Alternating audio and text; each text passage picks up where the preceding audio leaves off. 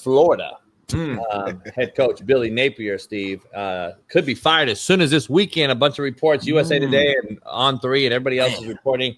According to sources, Florida Athletic Director Scott Strickland, who's a friend of Big King, Shaun King, says that met with a handful of influential boosters on Tuesday and was told continuing financial support depends on new direction of the football team and the program. That's a crazy statement to make this right now as your head coach sits there going into Mississippi State week and you're telling me that there's going to go in a new direction before the game. Like, that's crazy to me. Like, well, I would walk in and say, pay me, motherfuckers. I'm out. Like, fuck this. I'm so tired of this dumb shit. It looks like Billy Napier, unfortunately for him, is dead man walking. Yeah. It's interesting that Strickland's even involved because I've listened to a few of the Florida Gator podcasts that he hired the last two coaches. Now, there's a theory that an athletic director, when he does not hit on these hires, they don't get a third hire in football. It's just too important. So, but here's the issue. Who is Florida's best hope to replace Napier, to bring them back? Who is it? I don't think Cignetti goes anywhere but Indiana, stays there, or Penn State. He's a PA guy. Yeah. Jed Fish. Jed Fish is a Florida graduate, never played ball, but that was his first job for Steve Spurrier, by the way, as a graduate assistant or a volunteer. Urban Meyer, I don't think you can go down that road. I just don't think that's feasible. Who's their guy that you know, okay, we're better than we were the day after we fired Napier? James Franklin? Huh. AJ brings you stability at least. He might not win the big game, but he's gonna give you 8, 9, 10 wins a year. He raises the floor, Smitty. Yep. He does do that. He raises the floor, no doubt about that. I think you'll get some discipline too. You'll get some more discipline too. JB, who do you like? What are you hearing about Florida? Yeah, tell us everything, Jason. I hear Lane's name a lot. He loves Florida. Lane loves Florida. The recruiting prowess, to me, that makes the most sense. If I'm Florida, the money they throw at Lane would be probably the most. Yeah. That's probably the guy they would go after the most, in my opinion. Just knowing what it is, I think that makes the most sense. Coach I don't believe is in the mix for this. He's been out too long. Florida's going to take an active or a big-name guy right now. They're not going to take a guy that's been out, sitting out. They're not going to redo it. I can see UCLA maybe going with a guy that's maybe been out a year or two, but not Florida. They're taking a guy like Lane. Coach, what are you hearing about UCLA? Anything in the pipeline? And don't lie. Nah, I still hear Jimbo Fisher's name. So, wow. And that makes, it's unfortunately, it makes sense because that'll be a splash hire for UCLA. I don't like the hire. You think that'd be a splash or just a puddle? For UCLA. Remember what I said. For UCLA, hell yeah. That's a huge hire, in my opinion. I don't know. I don't think people are sold on the Dan Mullen deal because he's been at Florida with Urban. He's basically doing what Barry Odom already did at UNLV. He's not doing above and beyond. Let's finish the season first. Let's see how good he ends up because Barry Odom's won 10 games UNLV. This is not like uncharted waters. So I think administrators see that and say, okay, well, Odom just did that and now he's struggling at Purdue. So, am I going to hire this guy that can win at a small school and then hire him at the big school? Because big fish eat little fish, Steve. There's a reason why Mark Pugh never left fucking Gonzaga as a basketball coach. Big fish eat little fish. He's big fish in that little pond. And I think some people realize it, like Cignetti, hopefully, like you said, and he'll stay in Indiana. I don't know. But money talks, bullshit walks. We'll see. I think it'll be James Franklin, AJ McCarron knows a lot of people. He thinks Jimbo's already been offered many jobs. Dan Mullen, if you look at his record at Florida, it's pretty solid. But the issues with him were about how hard does he hit the recruiting trail? Does he do the little things? That's where a lot of the Florida fans grumble about him. Now, I heard your conversation with Shaun King yesterday about how Coach Prime should be in line for an SEC job. Okay, I'm not going to disagree, but I will tell you this.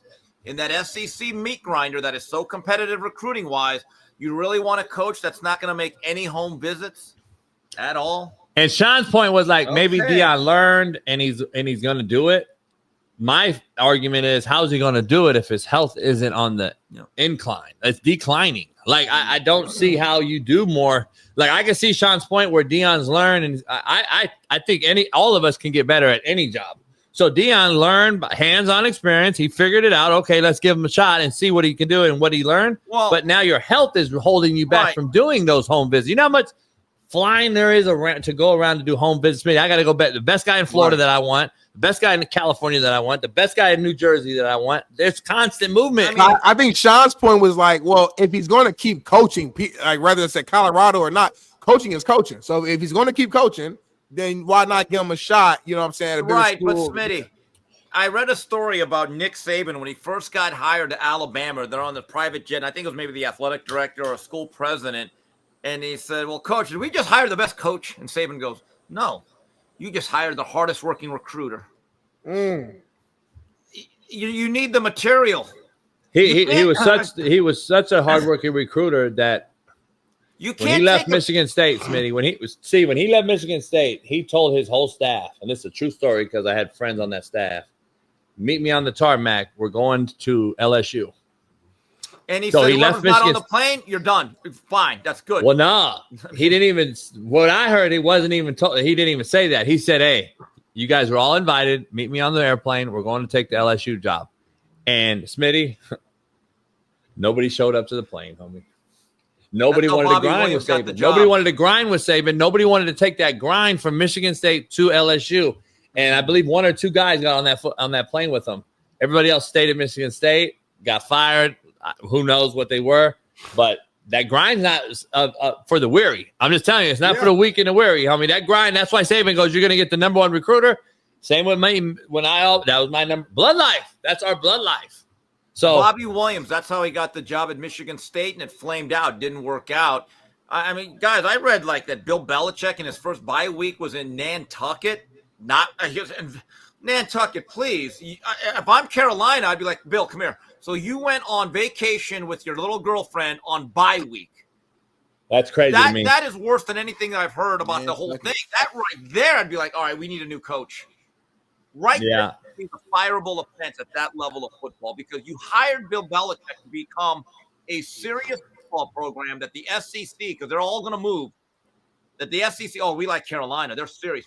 Yeah, you're being unserious. That right there is worse than anything I've heard it reported about Belichick. And on your bye week, you go on vacation. Good luck with that. Yeah. Smitty, let's dive into this conversation. We got more on this same topic. Dan Mullen. Yes, sir, man. Got a topic for him. Yeah, we do. Urban Meyer pitches the UNLV head coaching Dan Mullen for James Franklin replacement Penn State, homie. Oh. What? Are you kidding? Is there a video, Bailey? Well, we got the quote right here, man. How about Dan Mullen? Damn right, he is undefeated, scored 51 last week, and you know he's from the Northeast, by the way. Wow. Listen, Urban had him at Florida, obviously. I think he's going to endorse his guys. Don't be surprised. Don't be surprised if Eddie George gets an endorsement either. Wait a minute. You want that to be that's a huge leap, really. See, here's the problem with Dan. I'm just telling you, I wouldn't say that if I didn't know something. Okay. Eddie George will get an endorsement and probably interview for this job. I'm just throwing it out there. Go ahead. Dan Mullen, if he goes to Penn State, he has to understand the expectations are to win or to compete for national titles. So that stuff he did before where he was a little bit lax, a little bit casual in recruiting, that all has to change. Right? Yeah. It's not for this job up here, man. Say what you want about Franklin. He recruited well. They have a good alumni list. Last 10 years, they produced some real players. Saquon, Micah Parsons, Tyler Warren. I mean, there comes expectations with that Penn State job. It does, 100%. Smitty, let me ask you something, Steve. There's certain jobs you can hire coordinators from other schools to be your new head coach. There's other jobs you cannot.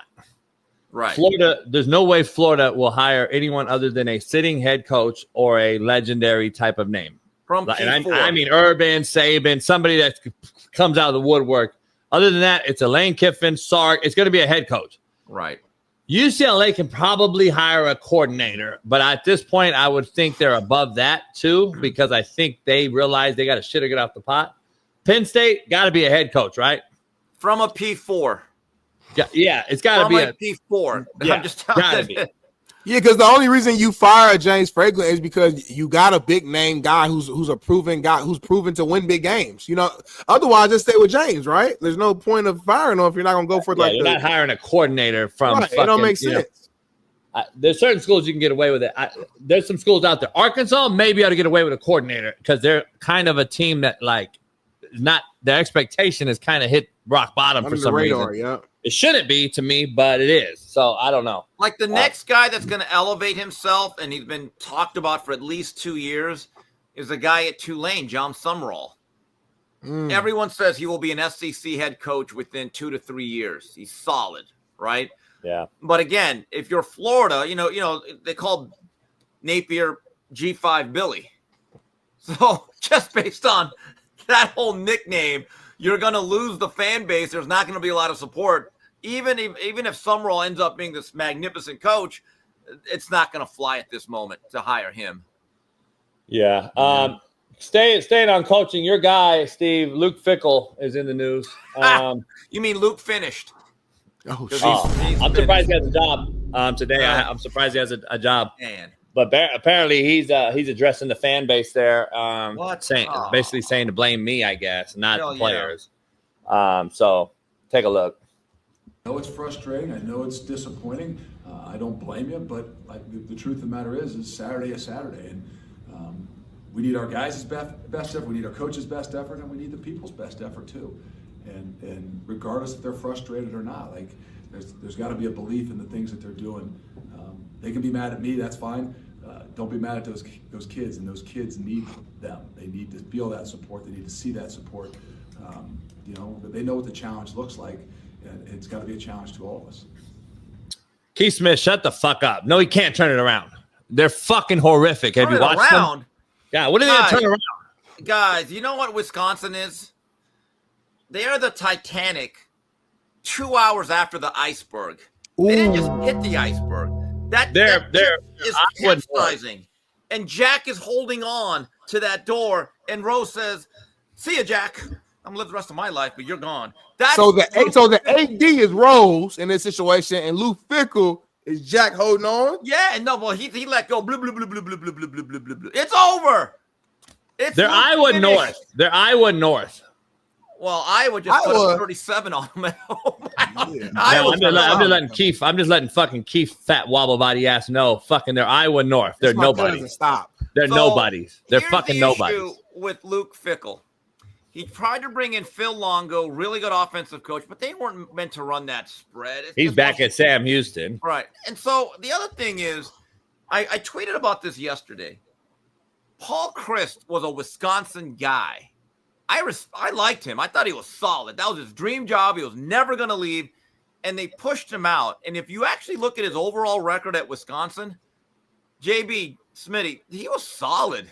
Paul Steve, they keep doing this. I'm just telling you, Nebraska's never recovered from Frank Solich or Bo Pelini. But Frank Solich won 10 fucking football games.